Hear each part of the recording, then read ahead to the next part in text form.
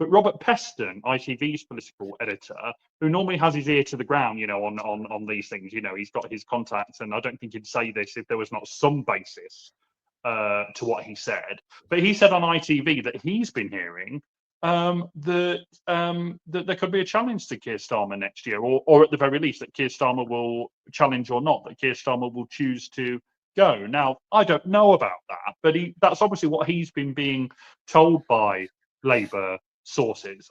I personally can't imagine that, really, having just become Prime Minister, that a couple of years in, Keir Starmer would go. But it's an interesting thing to note if that does happen, or if there's a challenge.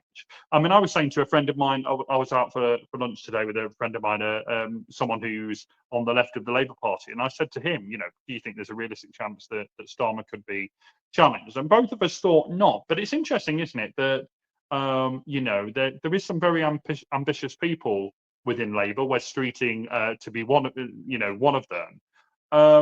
But I mean, can you really imagine that Starmer could either go voluntarily or be challenged next year? I'm not sure about going voluntarily, but given, I think one of the big problems that Labour has at the moment is Starmer.